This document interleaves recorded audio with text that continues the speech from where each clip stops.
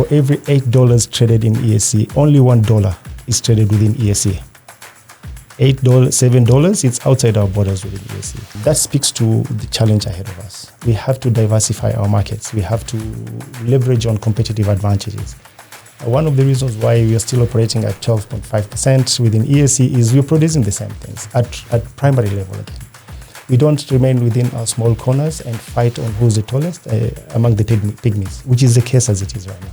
My call to the private sector is to rise above our short-termism in our thinking. Let's broaden our mindset. Let's be aggressive enough and ambitious enough to view ESC as one market.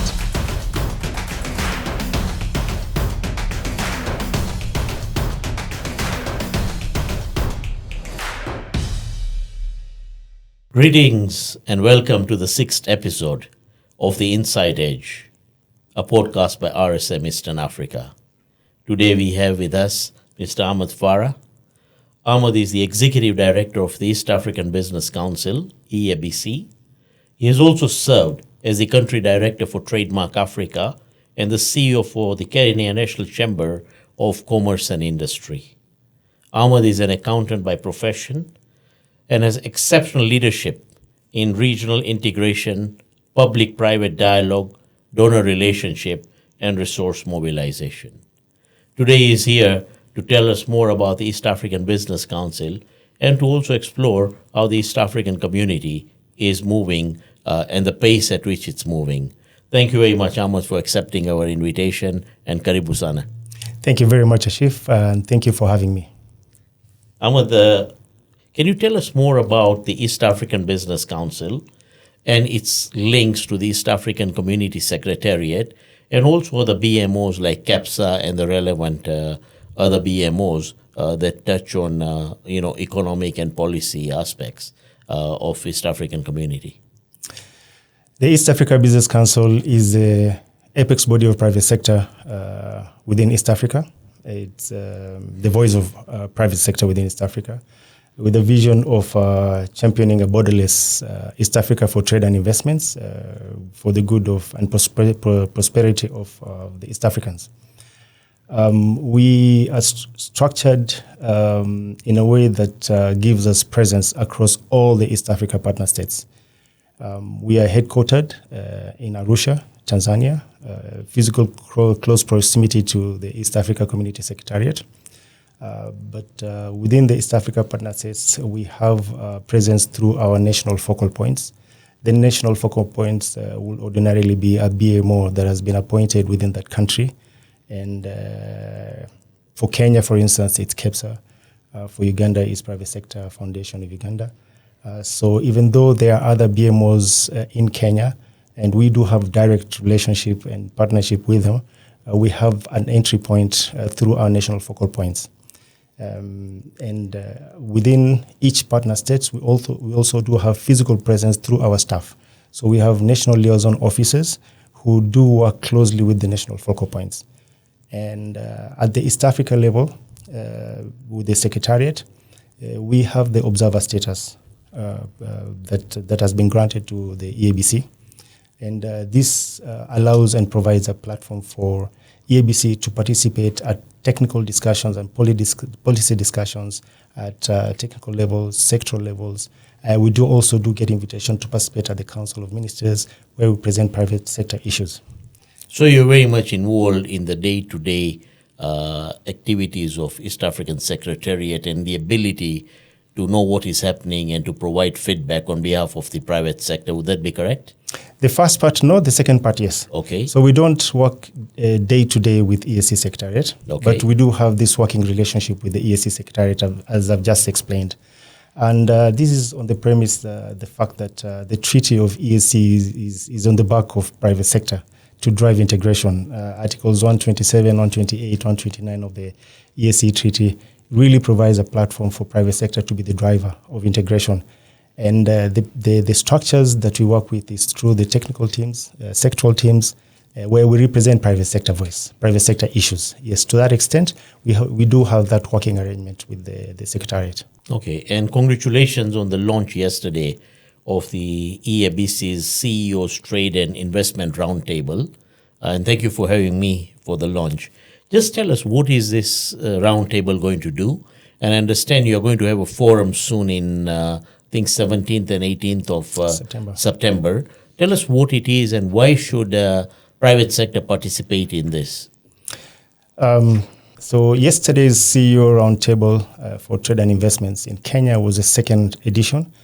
We are going around the eight partner states. So we'll actually end up doing 7 minus DRC for many reasons for now.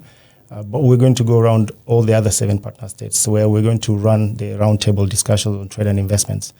We held last week one in Dar es Salaam, 5th of August. Yesterday's was the second one. The purpose of this roundtable is to bring together government, private sector, development partners to discuss real business issues that make it difficult to operate within the nationals within the East Africa partner states and within the region. And the objective is really not just to discuss business issues, because these are always discussed, is to come out with practical recommendations that need to champion reforms. And across the 7 partner states that you'll be engaging with, we're going to make this an exercise that is interactive. It's a structured private-public dialogue that we have rolled out as a build-up to the forum you just mentioned. So the launch yesterday in Kenya is really for the CEO forum that's coming up in September 17th and 18th. We call it East Africa CEO and Investment Forum. It's a 2-day event. So the first day is going to be anchored on the Trade and Investment Climate Report, which we'll be launching. It's an inaugural report. And these roundtables that we're doing across the partner states is a build-up to that Trade and Investment Climate Report, which is going to be sort of like an index or barometer of doing business in East Africa on trade and investments. The objective is to set all sort of like a baseline. I mean, these issues have been discussed before, but East Africa Business Council, we are reorganizing ourselves and we're looking at how we can sharpen our advocacy role better. Now, the starting point is going to be this Trade and Investment Climate Report, which is going to inform our advocacy activities and the reforms that we'll be championing post the forum. So it is not an end by itself when we're launching that for the report. It is going to be a beginning of now a proper consultative exercise to address the reforms that have been promoted in the report, with the view of the next year's forum, because this is a forum, it's an inaugural forum happening in Nairobi, the CEO forum, the CEO Trade and Investment Forum. But the objective is it's going to be held once every year around East Africa partner states. So in each of the subsequent forum, we will be almost looking at that report as a scorecard. The objective is to champion through either court of, how you want to look at it, court of public advocacy, hold us each other accountable to the reform commitments we've made, and now sharpen that process of addressing them. NTBs, the issues that businesses have been discussing are very old. Someone was telling me yesterday that if they were to be humans, they're already teenagers now, some of those issues. We want those ones to be addressed through this report. When we look at the East African journey and the dream of East Africa without borders, and how close we are to single market, okay? We started with the custom union, okay? And then came the Common Market Protocol in 2010, which says there'll be free movement of labor, capital, services across. And then in 2013, there was the East African Monetary Union document that was signed, okay? We are now 26 years into the East African community journey. From where you sit, from a private sector point, what have we achieved till now, and what would be the gaps that we still need to achieve, and how will this forum that you're talking about really bring this to the front, so that we have an accountability framework between what the private sector is asking, what the professionals are asking, and what the combined governments that sit on the East African community are delivering? That's a very good question, Ashif. we are in the second chapter of the EAC treaty. The first one is the one of 1966 to 1977 for many reasons that fell apart. But when the famously known three M's, President Moi, Museveni, and Mkapa, came together and formed the treaty in 1999, which was operationalized in the year after. The ambition was very clear. It was to widen and deepen economic, political, social, and cultural pledges and ties within East Africa for the good of our people, to promote prosperous East Africa. The building blocks, as you rightly put, also are well structured, well articulated. The customs union was to define the tariffs, internal tariffs, common external tariffs, and also custom processes. Then we had this the common market, which now provided a protocol for movement of goods, people, capital, and services. We've done very well to a large extent. The common external tariff that came in 2022 also was designed towards achieving the ambition of the treaty, which is deepening and widening cooperation, political, economic, social, and cultural within EAC. So before I go with the but, so the progress is there. We've achieved a lot of improvement in moving goods and people across EAC over the years.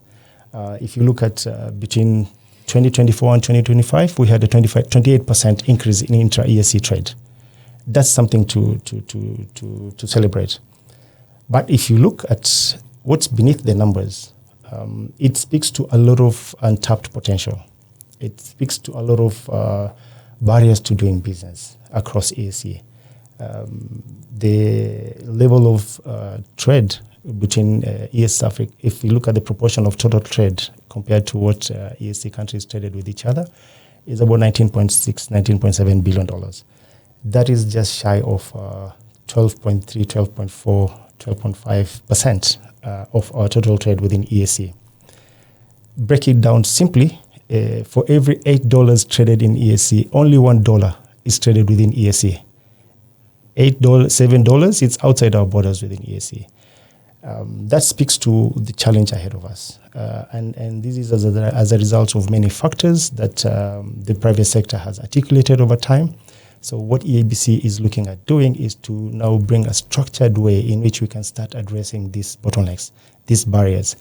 And this is, again, not to shy away from the celebration, the good things that we have achieved. I mean, the single custom territory has improved big time. But let's pause there. Yeah. While you have a single customs territory that appears, is working, there are about 10, NTBs that are still sticking point. But the bigger one is about nearly 2,000 items which have a stay of application, between the various countries. And this list appears to be widening. Each budget we see That's that true. rather than going down. Is there a real, do we see a dawn when we'll say that, we are really a single customs territory?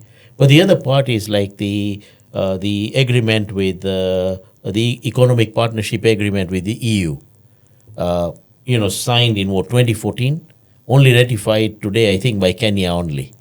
Okay, and yet that means that there, the exports and imports in Kenya under that agreement go at a very different tariff rate than what happens in other countries. How are we going to eliminate those two things that we really become a customs territory? For the common external tariff, it's as you put it, the stays of application have become an impediment to getting the benefits envisaged on the commitments made on the CET. And it's not just stays of application. We also have duty remissions, which increasingly get being imputed by the member states. This is a challenge. And it will impede the potential of our market coming together to operate as a single domestic market. It becomes compounded when we have bilateral agreements by a partner state within EAC such as the EU Economic Partnership Agreement signed by Kenya. The initial conversation was between EU to go into an agreement with EAC that faced a lot of challenges. And then Kenya went its way and got the go-ahead to sign its agreement with the EU for the interest of Kenya to be promoted, which is access to European market, quota-free, duty-free. But that brings in what you've just said, an issue of handling CET. How do we handle import duties? How do we handle external products? And the challenge is on us as private sector to see how we can either two things: champion CET, addressing the stages of application, enhance the commitments by the member states, but also to the extent possible, start looking at how we can promote EAC as one market when you go into trade agreements with the international bodies such as the EU or any other one for that matter. This, until the day we address them, will continue being a hindrance to us achieving the potential of EAC coming together as one market. The conference that you're planning, how does the private sector come in jointly with one voice? Because at the moment, even that voice is not one. Unified, okay? Yes. It's different countries have their different agendas. But the bigger problem that I'm seeing is today, if you look at Ethiopia and Kenya, the flower exports. We are a significant player, yet we don't have an exchange.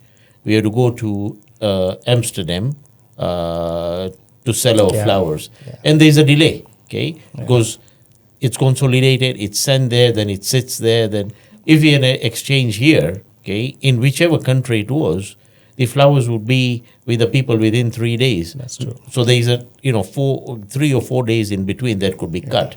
Yeah. Why don't the governments think, or what is preventing the governments from thinking which are the leaders in each of these sectors, and they would lead those areas, okay? I agree that we can't have manufacturing companies of scale in each of the countries. But if there's a country that can have it, why don't we promote it with other things like capital? Yeah. Is this dialogue really going to be fashioned in a way that, all the 8 countries see it as benefit for all? It's like you're already within our program for the CEO Trade and Investment Forum. These are the areas that we want addressed. We want addressed by the private sector. With all honesty, what we have to do is, especially ourselves as the BMOs for the region, is to come out strongly as an honest broker. Honest broker in the sense that we should be able to put all the options on the table and look for the greater good for the integration. If you talk about Kenya and Ethiopia, let's talk about just East Africa. We have one market. We have signed the common market protocols. We have signed into the monetary union, which we've revised the timelines, even though we signed the protocols in 2013 to implementing it by 2031. We still are struggling to connect within our market. At Africa continental level, we've committed to the Single Africa Air Transport Market. And this is meant to remove the barriers you've just talked about, so that goods of high quality or high value can move with ease, and people can also move with ease within the continent. These have to be addressed, and we will continue championing those issues, including movement of services as well, and until the day that we remove such barriers and bottlenecks, for lack of a better word, we're looking for very quick wins at a high cost of integration. We're looking for quick benefits at a higher cost of maximizing on the potential of our region.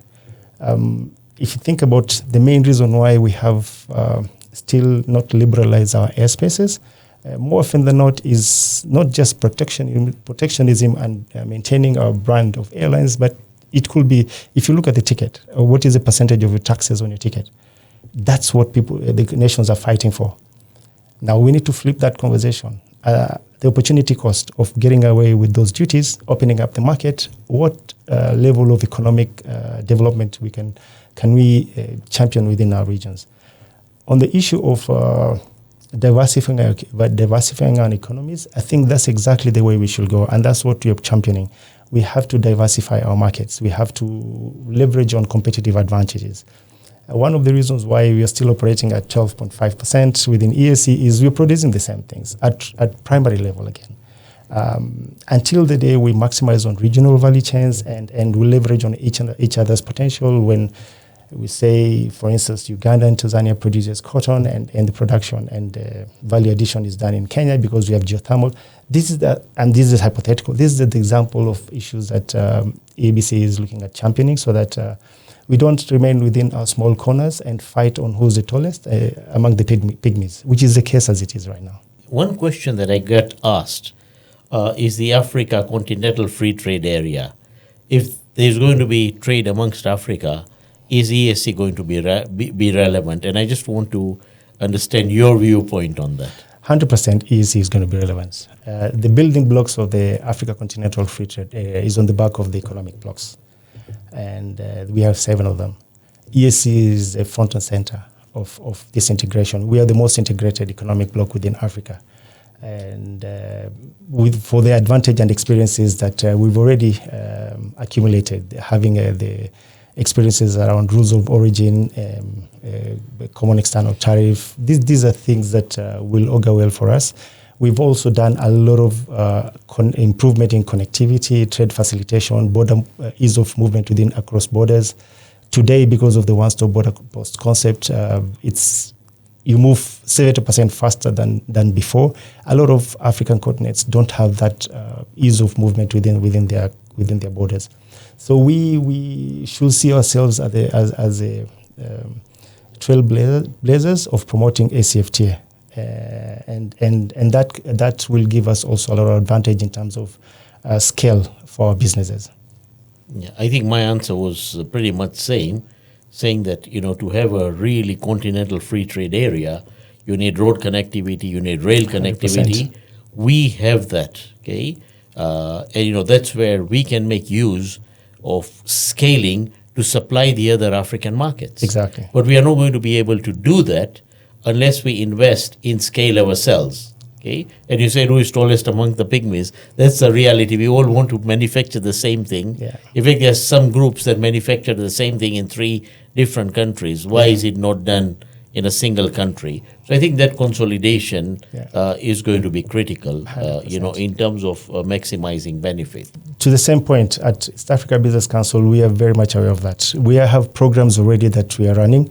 We are conducting clinics for SMEs across East Africa partners, explaining to them how to navigate through AfCFTA market, explaining to them the different instruments of trade within East Africa Continental Free Trade Area, areas such as rules of origin, the trading agreement itself, what it means, break it down for these businesses. This is something that we're already doing to support our small business also to be integrated into the AfCFTA. I was looking at the statistics, and even today, the East African community into trade is about 23% of total exports. Okay, but one thing that I've not seen is this being broken down, in total imports. One thing I've not seen broken down is how do we, look at different segments. There is FMCG.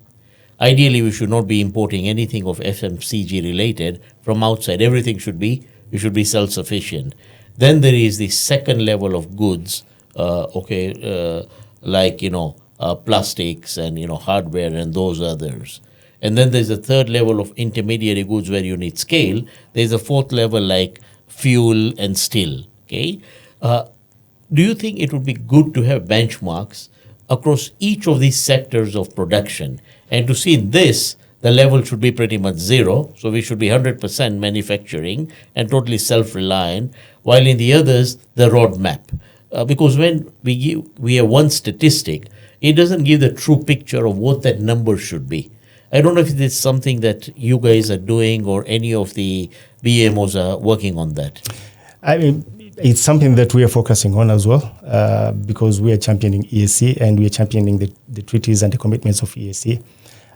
Maybe I should take a step back. The 23% you've just mentioned, quite frankly, just gives a rosier picture because you're looking at one-sided of the equation. 23% is 23% of our total exports Yes. within EAC, that which has been done within EAC, Yes. it's just 23%. But the better measure is out of total trade, which is both imports and exports, because we should be focusing on those imports you're discussing, should be coming from within. We should be filling our supply chain ourselves. If you change the numbers, we're talking about not 23%, 12.3%, 12.4%. The framers of our treaty had all the right intentions. The 4 bands of the CET, the 0%, 10%, 25%, and 35% for finished goods which can be obtained from the region. The challenge is we ourselves as private sector, and I'm owning up this because it's something we have to address. We're the ones who go around our governments and start lobbying for this stage of application. And that impedes the objectives of the CET and the common market that you're trying to put, the market that you're trying to integrate as one.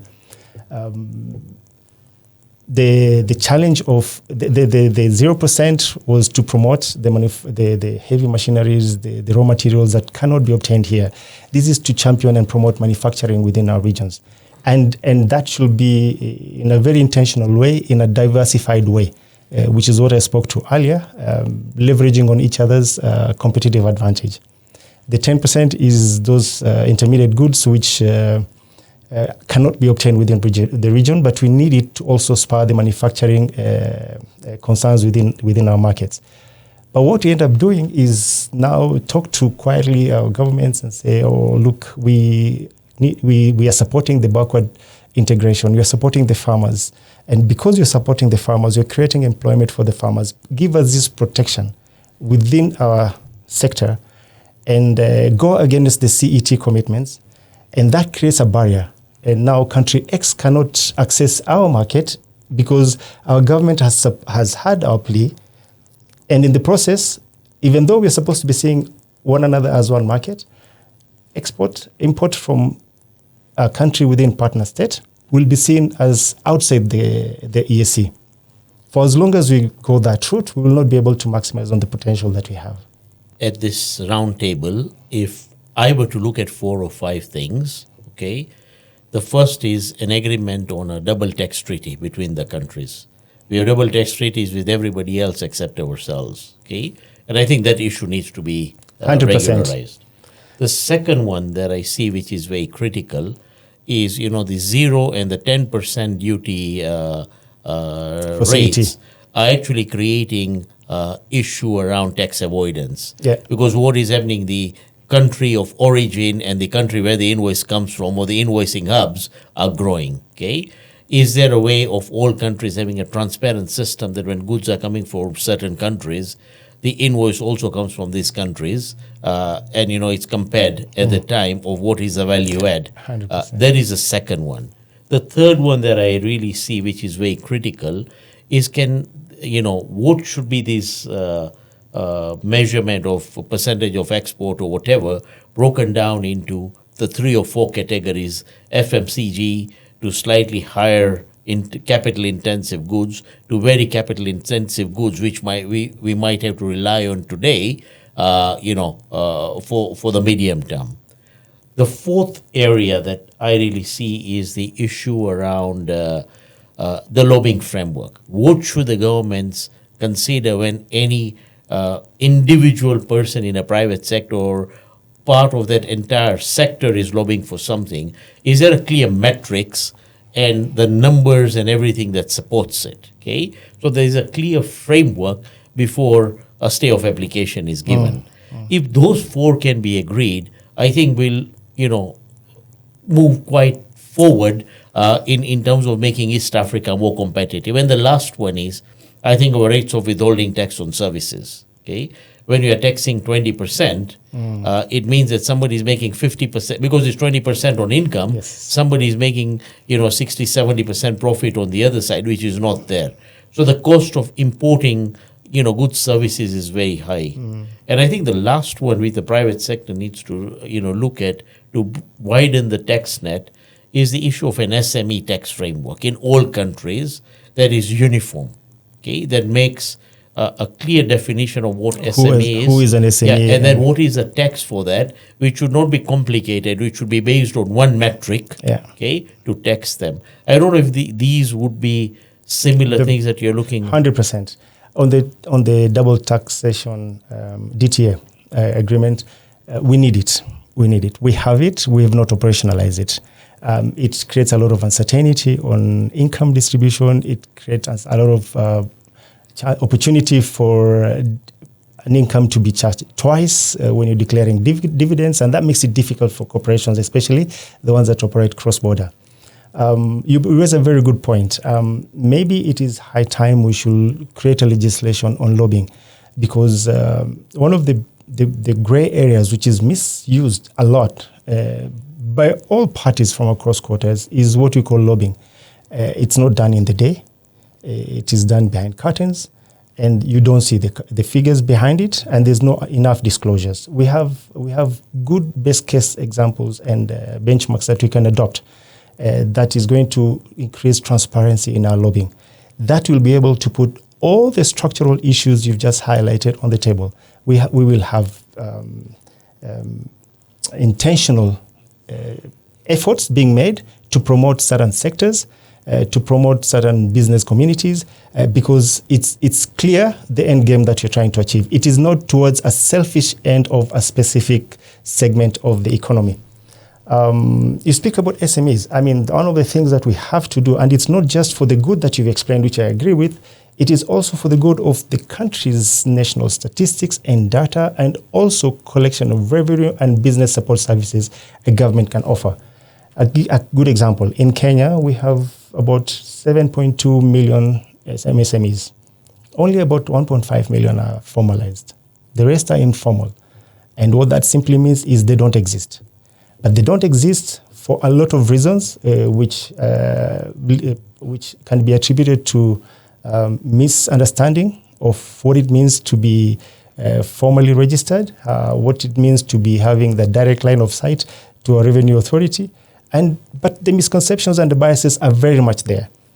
So I totally subscribe to what you've just said, and what I'm just adding to is there has to be a conscious effort by BMOs at national level to champion formalization of SMEs and MSMEs at large, so that they can now get benefits of being in business. They can access finance, they can access intelligence that's required to run their businesses, and they'll be able probably to diversify and grow their businesses as they should.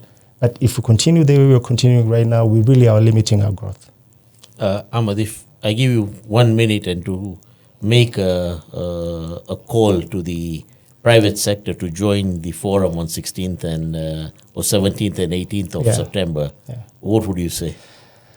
Before I make that call, I will also highlight the forum itself. One of the bigger objectives of the forum, besides addressing the business issues, which is what we focused on, is promoting investments in East Africa. EABC is rising to the challenge of championing EAC as one market. You know, as capital, as you're very much aware, capital follows scale.